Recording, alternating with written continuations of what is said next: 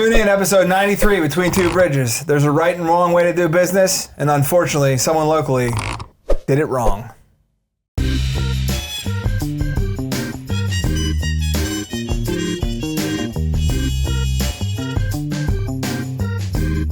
You're listening to Between Two Bridges, a business-to-business podcast.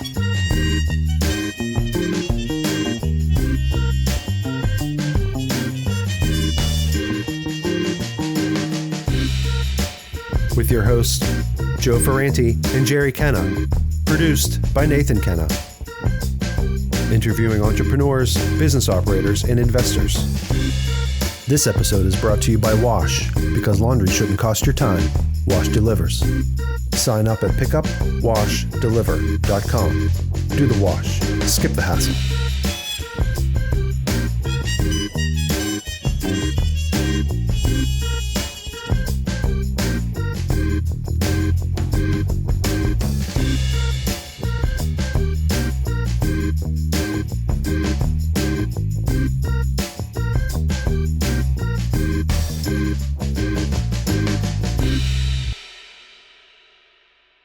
All right, folks, episode 93, Between Two Bridges. I'm here with Jerry. I'm Joe. Welcome to the show. Here we go. Here we go, man. We're coming to the tail end of summer here. Kids are getting ready to go back to school. Yeah, we did some back to school shopping. Yeah, we're doing the same thing. It's always fun. The prices are up everywhere. Oh my God. But, the one thing business owners seem to not want to do is raise their prices. They're trying not to, but... Yeah. But, we have fixed, at this point at 40, most of our costs in life are fixed. The cell phone bill is the cell phone bill, the cable bill, mortgage is the mortgage. So you figure it out and you know what you need to live. And if you own your own business and you're not making enough to live, that's on you. Raise your prices or cut your staff or do whatever you got to do. Or die. Or just close up and, take it on the chin and go work for somebody and You have to adapt. Yeah. We talk about that all the time on here. Adapting is huge, but one of the fastest ways to flip a negative into a positive is get paid what you're worth. Mm-hmm. I think you probably see that a lot more with contractors that are starting out. They're like, well, I could do that. Oh man, I've had that conversation so many times. I've sat with new guys coming in. They decided they were longtime contractors working for other companies and decided they were going to start their own business. And when you're starting out, you're hungry, right? Trying to get work. And, they're like, we're trying to figure out how to price the jobs. And I'm like, all right, well, show me what they're like, we've done a handful of jobs and we just don't feel like we're making a lot of money. And trying to see, are we doing this right? And I'm like, all right, well, show me what you're doing. And I'm like, are you making any money? And they're like, well, a little bit. And I'm like, what? And I looked and they're, what they were charging per hour, they were basically, they were undercutting their time tremendously. I'm like, how many hours do you have wrapped up in this job? And they're like, well, when we bid it, we were hoping for this many hours, but it ended up being this many hours. And, so we did the math and I'm like, yeah, so basically you made $12 an hour. And then what did the materials cost you? And they're like, well, that. And I'm like, so you didn't mark up the materials at all? Yeah, that's a big mistake, yeah. And they're like, no. And I'm like, okay, well, so you made $12 an hour by the time, well, yeah, you could have got a job at Sheetz and made more money than this. That's a deadly factor. I remember getting into landscaping as a young kid, so obviously my overhead was pretty low, but we used to run the principle, it was material times 1.5, right? Mm-hmm. Well, not nowadays. There's too much to factor in. It's hard. You can't necessarily do just a flat 1.5 on materials because, it's not always the same and it's hard now. Right. But, some materials you can do 1.5, sometimes you can do 2, sometimes you're 10%, but, you got to mark up materials and, I've got guys that'll come in and say, well, yeah, but they could just go to Home Depot and buy it themselves. Yeah, they can, but they didn't. You went there. Right. And you bought it. And they don't have a truck. Right. And they don't have insurance on that truck. And Right. And they God forbid you get sideswiped in the parking lot. Yeah. You used your gas and your tires and your brakes and your time. And I mean, this is all part of it. And if they called Home Depot and said, hey, I need to get this, first of all, they don't know what to get. Right. And they hired you for a reason. You have to mark that up. If you go to the dealership, get your car fixed, they're marking up material. They're marking up parts. Probably 3.5. You have to mark up materials. You have to, and the time factor. I mean, you have to look at what your time is worth. And I always tell, even for your self-employed guy, and if there's partners, both of you, and you have to look at what does that man hour cost, and even if it's just you, what would that man hour cost if it was an employee? You have to look at that hourly rate. You have to think about payroll taxes. You have to think about workers' comp. You have to think about, fringe benefits. You have to think about health insurance benefits. You have to think about any other cost factor per man hour. And then you have to think about the profit margin above that. And that's what you need to charge per man hour. But you also have to figure in the additional time that job is likely going to take you. If you figure it's going to be 8 hours worth of work, you have to figure it might actually be 12. Right. And I think that's welcome to the world of a business owner, because if you're working for somebody and you're a Class A cabinet installer and you're the best employee he's got, that jealousy sneaks in, that thought of like, I'm making this dude money all the time. They don't see all the money it costs the business owner to be there. So when they get out on their own, it's a real shock. Locally, we've run into ice has finally hit Pittsburgh, I guess. Ice has been here. So it's not the weather kind of ice. Oh, no. But it is not. And I mean, before we get too deep into it, that's like been my bitch about it for a week now or 4 days. I'm like, this dude is getting away with murder. Yeah, so I'd say before we dive into this, I'd preface this with this episode very well may get us canceled. And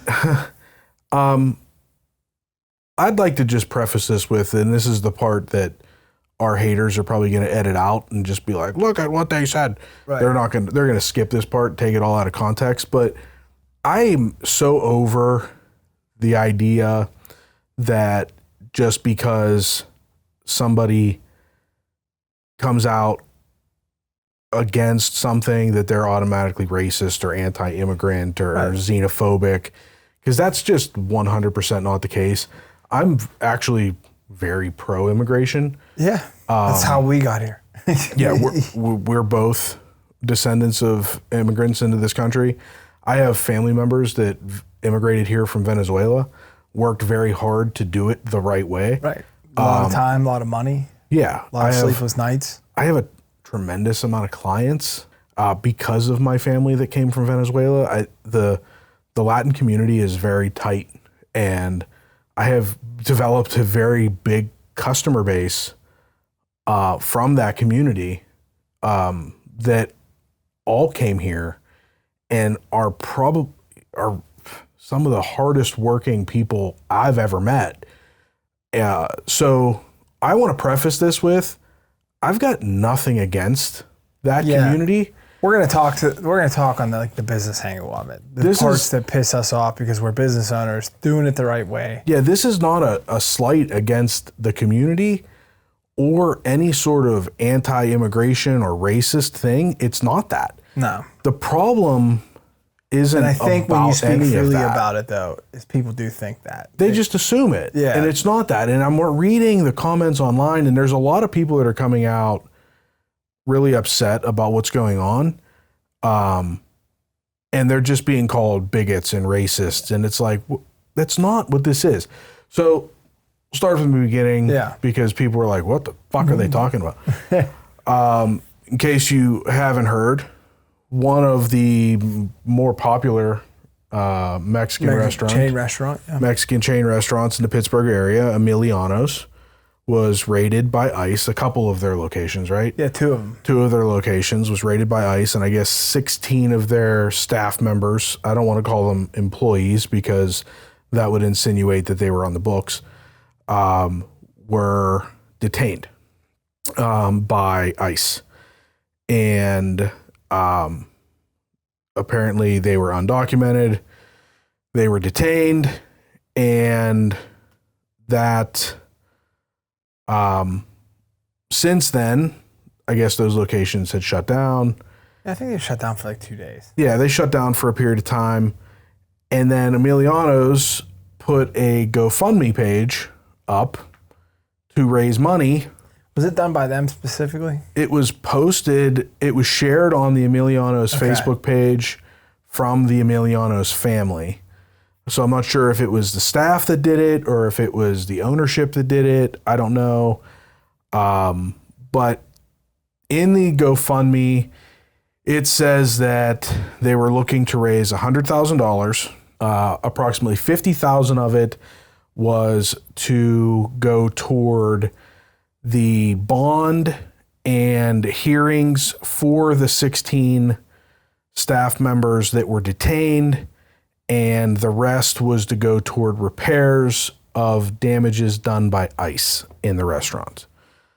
As of the filming of this episode, that GoFundMe was up to $138,000.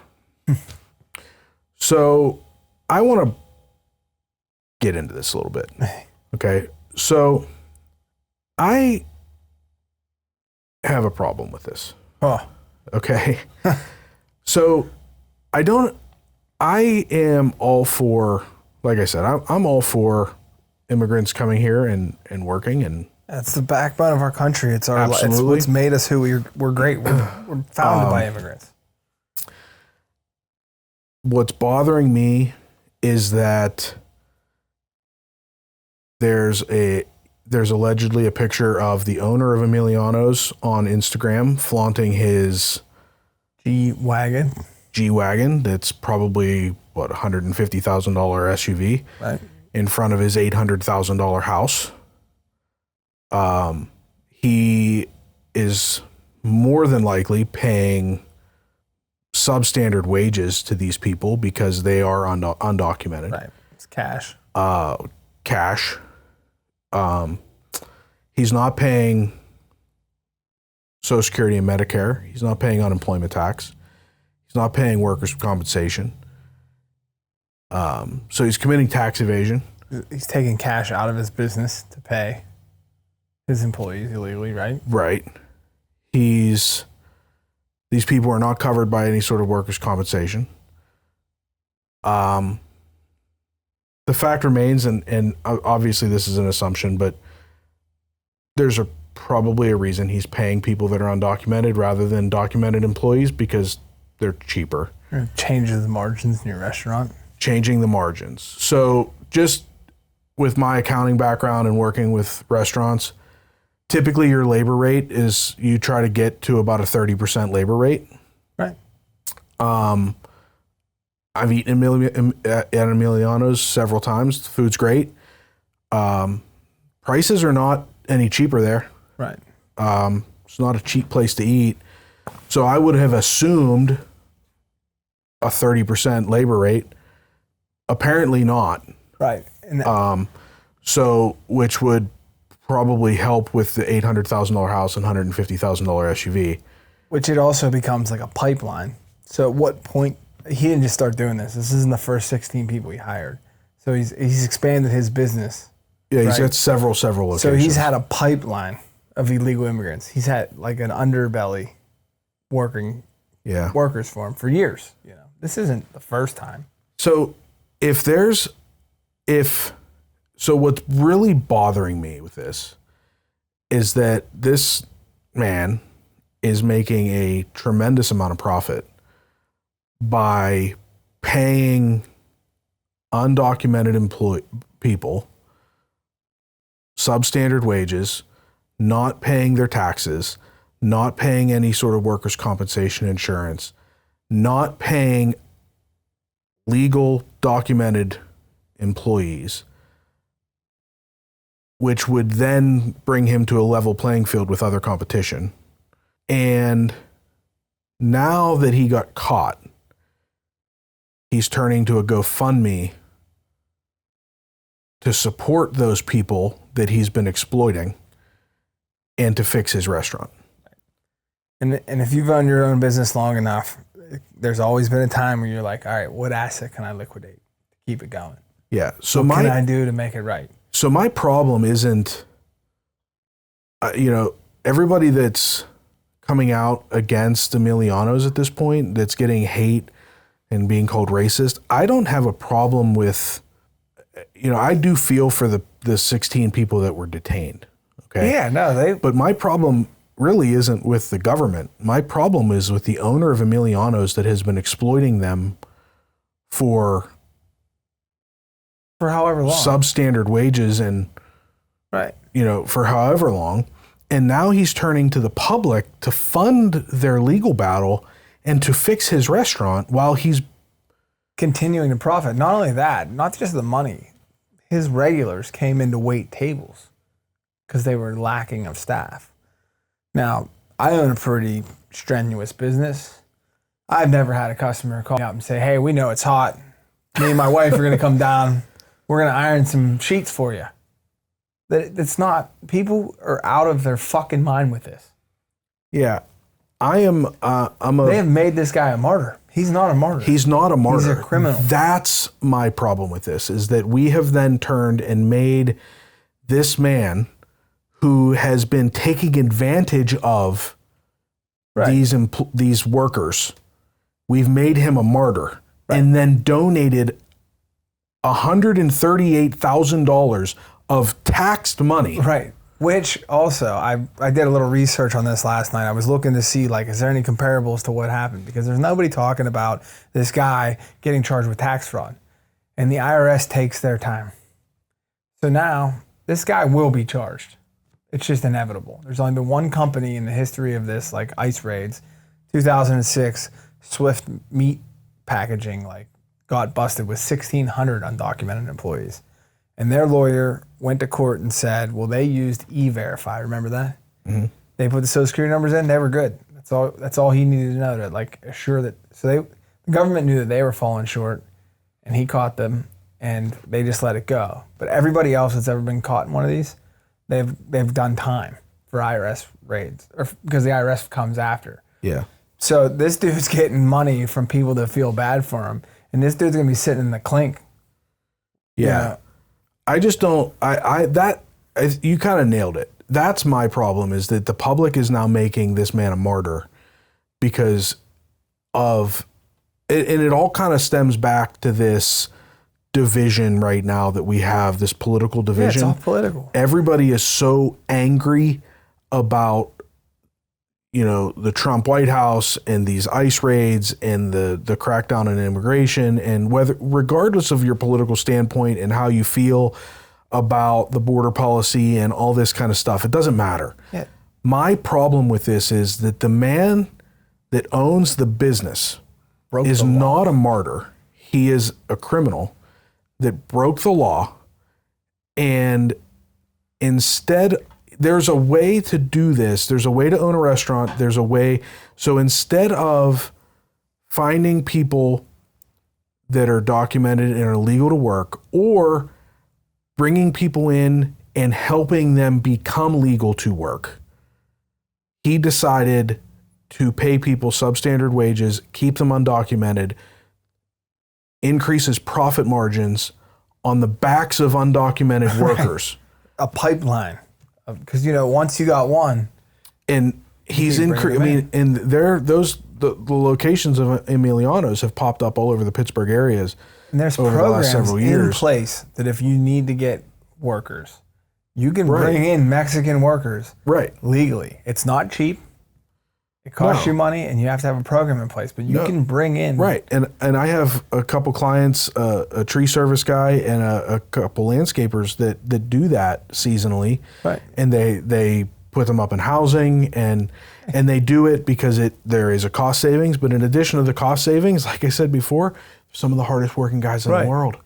These guys come up and that's all they want to do because they're sending money home to their families, and they come in here and they want to work. That's all they want to do, and that's what they want to do. They work. And I get it. But there's a right way to do it and a wrong way to do it. But at the same time, like I said, I'm not anti-immigration. I'm all for, and I really think that there is a conversation to be had on a national level about changing the way we handle this and making it easier for people to come into this country and become legal to work. I'm all for having that conversation. That's not what this is. What this is a conversation about taking somebody that was profiting on the backs of undocumented workers and making him a martyr and pretending like he's a victim now. Right. And then taking hard-earned money and donating it to him so he can fix his restaurants and donating it to those actual victims of this, not victims of the government, but victims of him. Right. When he should be footing the bill for this. He should be on the hook. He should actually be behind bars. He should be the one selling the G-Wagon and selling He should the be house. the one footing the bill for their legal bills. Yeah, he's the one to put them in this position. 100%. And then in the same breath, there was an explosion at the Clarendon Coke Works. Right. And they raised $11,000 for a father or two that was mangled in an explosion. And I'm like, where the fuck is this country going that a hardworking guy, that's going to the mill every day, like they don't make people like that anymore. Yeah.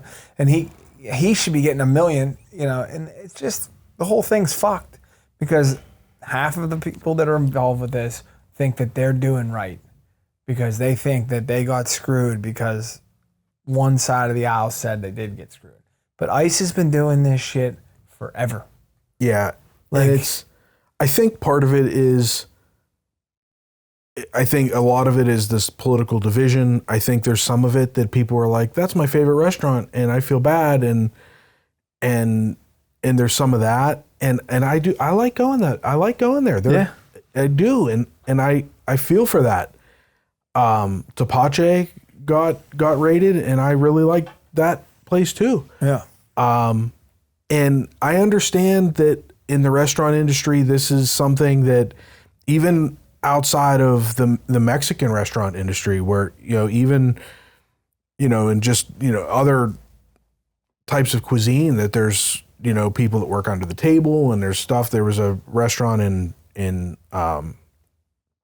Pittsburgh. I'm not going to say where, cause I'm not going to put them on blast, but 6 or 9 months ago, they got raided and shut down because everybody working in there was getting paid cash. Right. They were all under the table.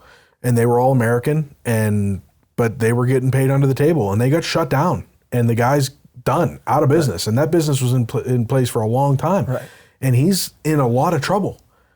Yeah, but there was no GoFundMe for that guy. Yeah, he's in jail. Anybody that's done payroll knows what it means to not pay somebody on the books. Yeah, it's a big deal. Yeah. I mean, let's just put it this way: if you're paying someone $500 for a couple hours work under the table, that's like $1,100 on the table by the time it all figures out. Yeah, payroll taxes are a big deal, and I try to explain that. Like I've had clients that, payroll comes around and, well, I'm just going to pay the net pay and I can't afford to pay the taxes right now, so I'm going to wait. No, you can't do that. That's considered trust fund taxes, meaning that's not your money. Right. And, everybody hears the stories about, if you don't pay your taxes, you end up in jail. If you don't pay your income taxes, it will take a really long time for them to ever put you in jail. Like maybe never. Yeah. Okay. It like hundreds of thousands of dollars. I've had clients that literally owed hundreds of thousands of dollars in income taxes over years. Yeah. And IRS would be like, we want paid someday. If you owe payroll taxes, your ass will go to jail. Yeah. That wasn't your money. That was your employee's money. Your ass will go to jail. Trust fund taxes are a different animal. So payroll taxes are not anything to be messed with. So whenever you're dealing with stuff like this, the IRS is not screwing around. Yeah. And I worked briefly with someone and they It was a classic. Oh, we forgot to submit this person's payroll. We'll just write them a check. Well, the one time that happened, the person was like, my taxes coming out of this? And they were like, well, no, we didn't submit it, so we'll just pay you. He's like, well, then I want all of it. And they're like, excuse me? He's like, well, yeah. If you're not going to submit my taxes, I want all the money. Because you're not going to do that to me. You know what I mean? Like, because the company's going to end up making more money. Right. And this was happening if he paid every 2 weeks, this was happening every 2 weeks. He has 5 restaurants. They rated 2. There's a reason they rated those 2. There's chances are there was more. Yeah, so that's the other thing too, is that these, I was reading some of that stuff too. There's a lot of speculation that there's, Pittsburgh, what do they say? Pittsburgh's what now? Almost a third-class city? Right. We're not a big metropolitan city anymore, right? And we're not really on the map as far as a big, you're right. So for it to get ICE's attention, there was probably something else going on. And something tells me that this guy is on their radar for something. For a lot of things. And he is likely up to something else. And this is just a piece of it. Right.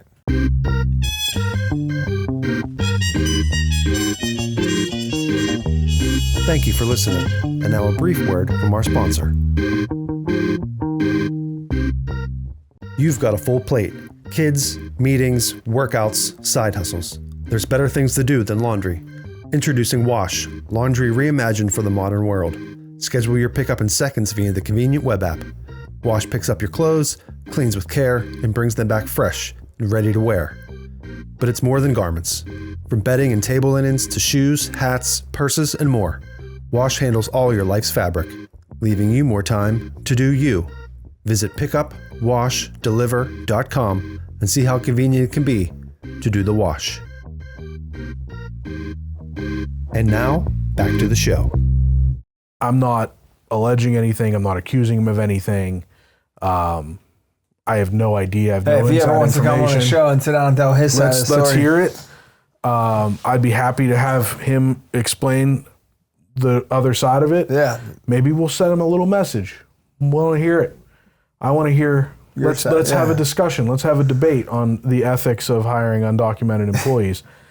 And I'd be happy to have that argument. Because he's getting like a free pass in the court of public opinion because the one side's louder than the other side. Because there's not a lot of people, they're like, oh, that's too bad. You hear about Emiliano's. I'm like, no, I did hear about it, but it's not too bad. Like, fuck that, Do you think, let me ask you that. So what do you think the future will hold for Emiliano's? Because let's take his potential legal battle out of it, because I do agree that the IRS is coming. Yeah. And I do agree that there's probably more legal battles, because I don't think ICE just randomly stumbled upon Emiliano's. I think that there's probably something else that he was on their radar, and this is just a piece of it. I think that, take all that out, okay? He's in the news, and it did seem like I read through a lot of the comments because I thought, I can't be the only one that thinks that this is crazy, that they're raising all this money, and this dude just blatantly, publicly broke the law. And it seemed like a pretty big 50-50 split. And it was like people that were saying, wait a second, this is tax evasion and fraud and what? And then people being like, no, you're racist. That's the one thing. If you go against the grain, dude, you're just racist. You're just racist. But it seemed like a pretty 50-50 split. But do you think that the people that were pro Emiliano's are big enough or have the spending power enough to sustain that business? Because, see, let me preface this with this. I have seen GoFundMes on the opposite side of the political spectrum that have gone wild. Yeah. Hundreds and hundreds of thousands of dollars, and businesses that have just exploded. And $138,000 with a $100,000 goal. It's not that impressive compared to some of the shit you've seen. Right. Do you think that I think that, in the restaurant space, you need to make everybody happy. And you got to make everybody feel like they're welcome back. Everybody that walks in the door, you need repeat. That's that model. You know what I mean? So I think that, for instance, I'll talk about it on here because I don't really give a shit. Walnut Grill in Fox Chapel got busted for health code violations. They had rats. They had cockroaches, all that shit. Well, then the owner there thought he's smarter than the average bear. He closes down. He's closed for 3 months or whatever and opens up as a new restaurant. Same ownership group, but he knew that he turned off, let's say, 30% of his clientele. And in that business, you can't do that. You need to be with it. So if this guy splits the aisle, and say one side of the crew doesn't want to go there anymore, he can't sustain.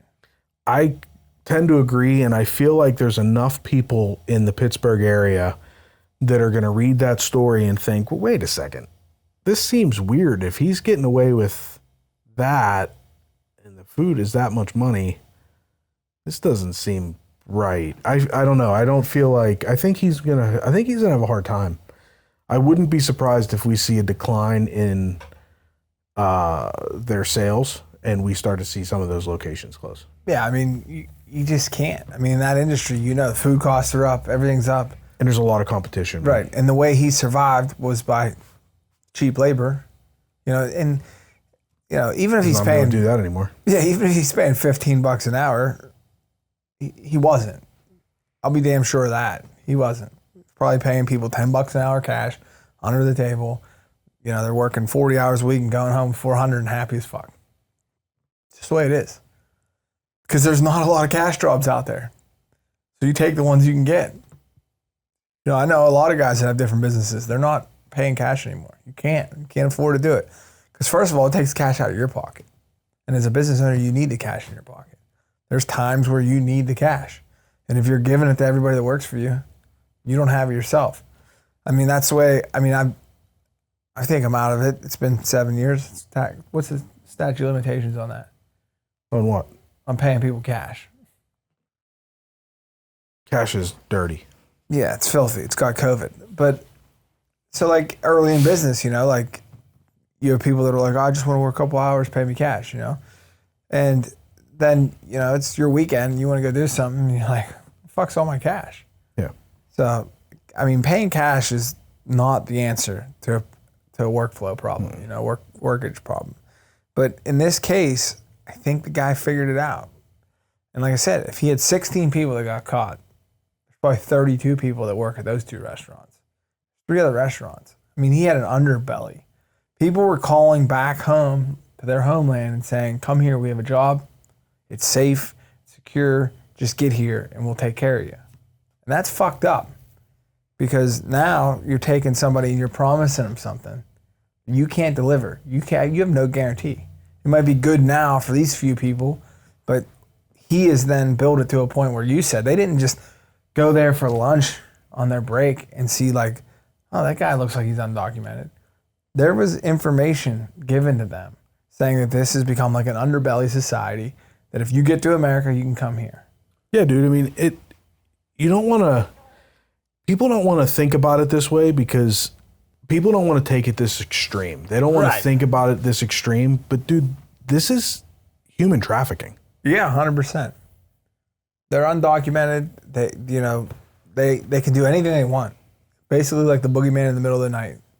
They're hidden. And if you or I fuck up, chances are we have enough record on us, they'll figure it out. You know what I mean? But if you have somebody that just got here and they run a little girl off the fucking sidewalk because he was texting and driving, yeah, that sucks and it's unfortunate. And that could happen if he's an American or an immigrant. But there's rules in place for a fucking reason. Not to say that I follow all the rules, because some of them are fucked up and I don't agree with them. But there's a reason you can't just it's not the Wild Wild West anymore. You have to have a social security number. You have to be documented. You got to pay a fair wage, man. You got to pay on workers' comp. If any of these people got hurt while they were there, they're not covered. I mean, these people, 5 short years ago, we're trying to give the vaccine to everybody in this country to make sure we beat a pandemic. If you don't know who the fuck's here, how do you know who has it and who doesn't? You know, it's just, there's simple procedures in place for a reason. Restaurants can be a dangerous place, man.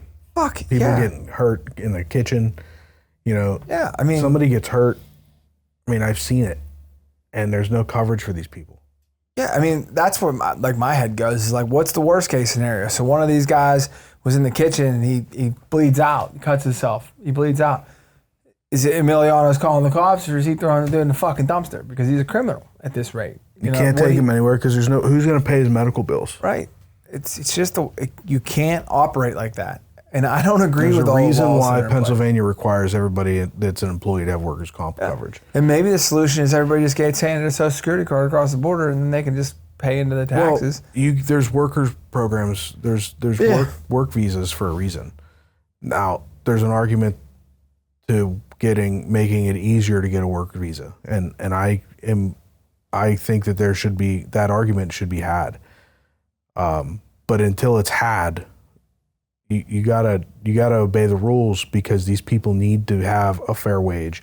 They need to have the coverage. They need to pay taxes. The employer needs to pay into the tax system like every other employer, because the restaurant down the street that is paying those costs, that has a smaller profit margin, that has to charge more for food to the consumer, that can't compete with you, that can't open up 2 new locations this year because they can't have those such profit margins. It's not fair. Right, and there's a lot that goes with that. If you have 5 locations, I'm sure you can drive down your food cost. You know what I mean? You can negotiate deals. But like, you go back to like when we were kids and I used to cut grass, and I knock on Miss Jones's door and I say, I'll cut your grass, $25. Well, I already got somebody and he's charging me $50. How can you charge me $25? Well, I don't have insurance on my truck, and I'm using a used lawnmower and I'm not paying taxes on it. So like, I'm $25. Okay. Well, then I run over your sprinkler system and do $20,000 worth of damage to your house. You're fucking beat because I don't have insurance. You don't have insurance. You're out. So I think that what happened is we turned 40 and we start seeing things a little different. You know, I think once you paid, 22, 23 years into taxes, you start to understand it a little bit more.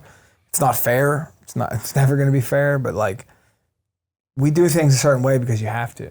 Yeah. So I think the moral of this whole story and this discussion, and what I think people need to understand with this argument, is that the anger in this news story is not that we're angry that those employees were there. We're angry that there's a GoFundMe to support the man that's exploiting those people. Right, and people are dumb enough to think it's okay to give up their hard-earned money to support it and make this guy a martyr whenever he's a criminal. Right. I mean, I kind of put that. I'm always like trying to put things into perspective. In my relationship with people, I'm not mad at the people working, because I'm not even really mad at him per se, like for trying to figure it out. Like at one point he was just trying to figure it out, but at some point you need to say to yourself, do I want to continue to be in business, or do I want to keep scamming the system? Well, the people that were there working, to me, they were, people come to this country in pursuit of a better life. Right. And they're leaving in a lot of times family fucked up situations, fucked up governments, terrible third world countries in a lot of times, and coming to a place that I think we can agree is the greatest country in the world, right? 100%. And the land of opportunity and all of that. So I don't have anything against the people that were there working, and I hope that they can, I hope that this detainment, what I would love to see is that a detainment turns into a path to a work visa and going back to work. Right. That would be awesome. Yeah. You know, like, hey, listen. Yeah, background check. You good? You fill this clean, out. Whatever. Let's do this background check. Let's put you back to work. You know what I Right. mean? Like, you're here, you're working. Like, you guys are good. Let's get you back to work. And then the guy that has been exploiting them goes to prison. Yeah, and that's one of the things what I was saying is like I don't fault him per se at the beginning of his journey, and I'd love for him to come talk about it. But what I'm saying is like instead of opening restaurant number 3, 4, and 5, get your shit straight in 1 and 2. But he's just a classic criminal, right? Greedy. Bigger house, faster car. Bigger house, faster car. More restaurants. Money. And instead of like taking a little bit off of that 30% and making it right in these 2, he went and opened 3 more. You know, like it's progressively I'm never gonna get caught. It's an arrogance now. Mm-hmm. And to take a picture in front of your car, in front of your house, until you come on and tell me otherwise, you're a fucking douchebag. Yeah. You know what I mean? It's like you knew you were breaking the law. Yeah. And maybe that's the arrogance of some people. They think they're never gonna get caught, or they think I'm gonna live it up while I can. Yeah. Because yeah, so I think it's important to realize that the true victims here are probably those employees. Those 16 people, workers. they're the ones. They're the victims. victims. Yeah, their worlds got flipped upside down. Yeah, and that dude went to bed in his bed. Yeah, and he is not a victim. He should pay the price, and the people that donated that GoFundMe should all get their money back. And how is that not against their like procedures? GoFundMe? Yeah, like it should be. You know what I mean? Like this dude broke the law. He cannot. It'd be like if I had a stash house and somebody found it and I like went on TikTok live and was like, yo, bro, they found my stash house. I'm out $200,000 in cocaine. I'm fucked. Can you help me out? Like, I'm sure GoFundMe would be like, meh. Right. Yeah, I don't know. I mean, people put up GoFundMes for some wild shit. Yeah. But yeah, this one caught some steam because of, you know, it's a hot button topic. People's feelings and people's anger toward Trump's immigration policies. There's the magic word. And it Trump's really, the magic word. And it really doesn't have anything to do with that. Right. What people need to look at this as more of an objective, the real victims here. And I guess that some of the money is going to go to the staff members, but really, the GoFundMe shouldn't be. Those people shouldn't have to pay for those legal fees. The guy that's driving the G-Wagon and living in an $800,000 house, he should be the one that's paying those legal fees because he's the one that's been exploiting those people for all that time. I mean, that GoFundMe is kind of like that should not be real life because they're making a shit ton of money on that. GoFundMe's making a cut, right? I don't know how GoFundMe makes money because when you donate to GoFundMe, it asks you if you want to add money to it to fund GoFundMe. I always say no, go fuck yourself. I'm sure they take 3 or 4% of the total nut though. They don't. No, they don't. Because I've used GoFundMe for like our charity. I used it when we first got started before I had like a credit card processing system for it. And they don't. They donated. They gave right to it. Now, if anybody that donates decides to give a little to GoFundMe, they can. But I can't imagine that a lot of people are like, yeah, I'll give some to GoFundMe. I don't know how they make any money. Yeah. They do. I mean, they ad space or I don't know. Clicks. Maybe they get paid on clicks or something. Who knows? I don't know. I've never noticed any ads, but I don't know. They must make money, man. Yeah.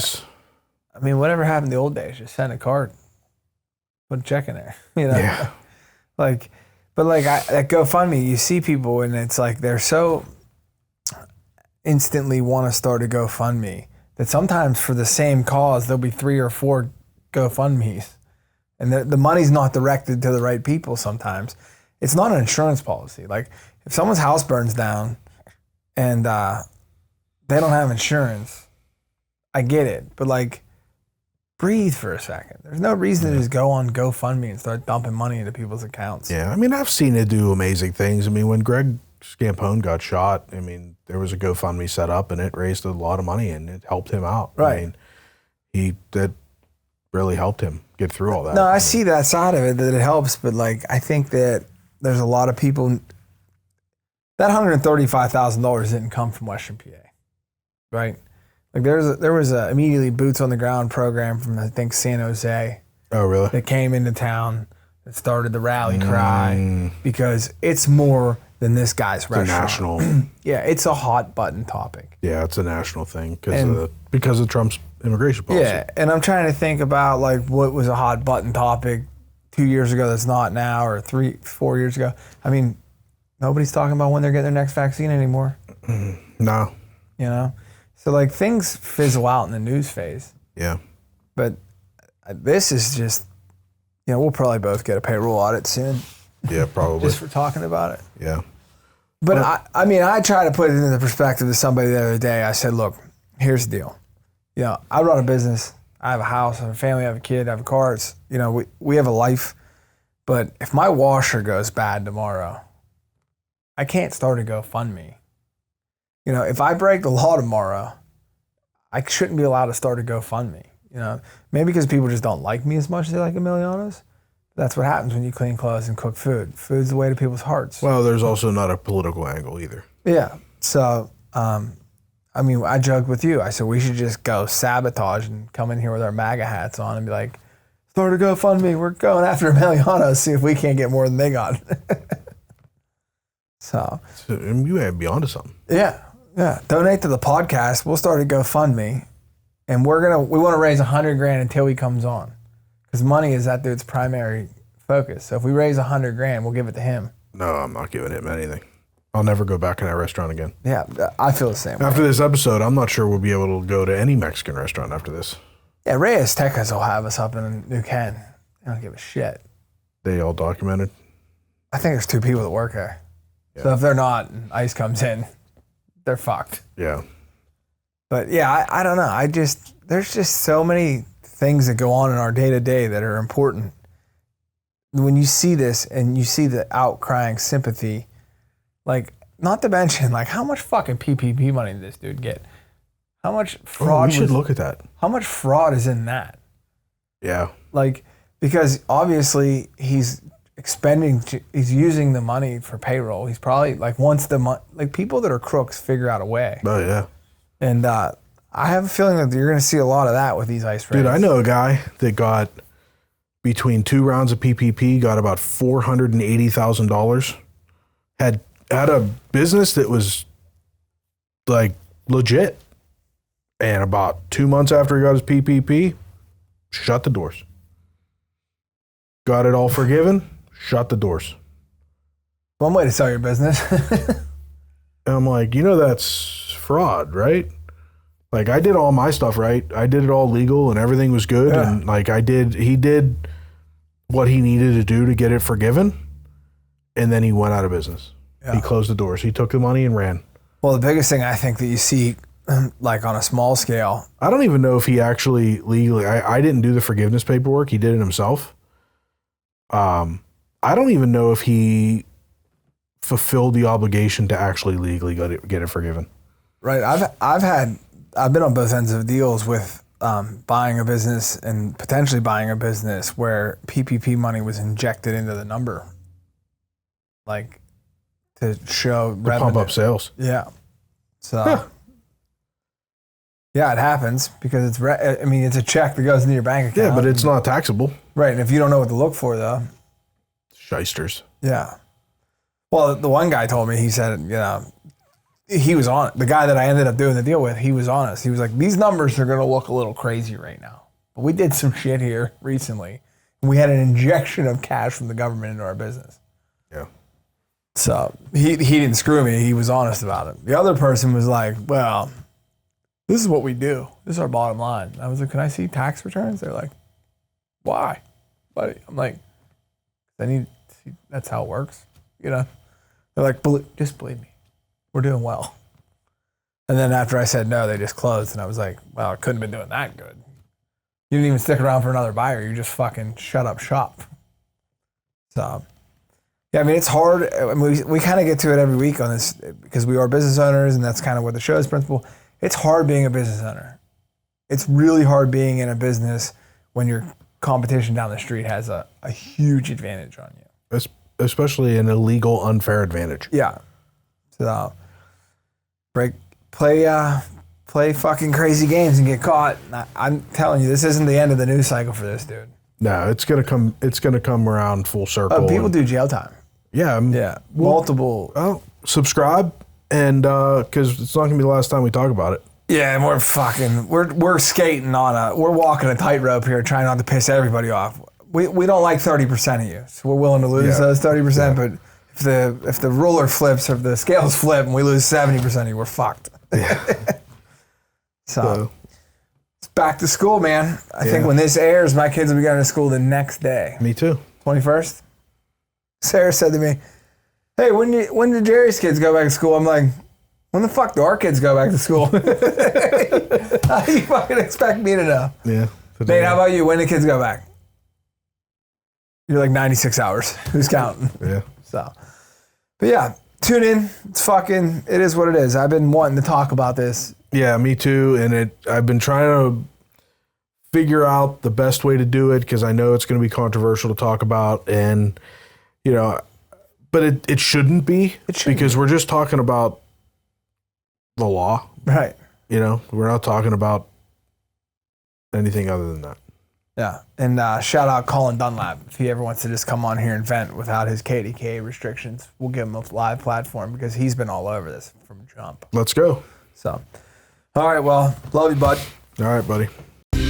Thank you for listening to Between Two Bridges, a business-to-business podcast. Find and follow us on your preferred podcast streaming platform. Like and subscribe, and leave us a rating and review. You can join us socially on Facebook, Instagram, TikTok, and X. You can email the show at info@betweentwobridgespodcast.com. Until next time, make it till you rake it. I think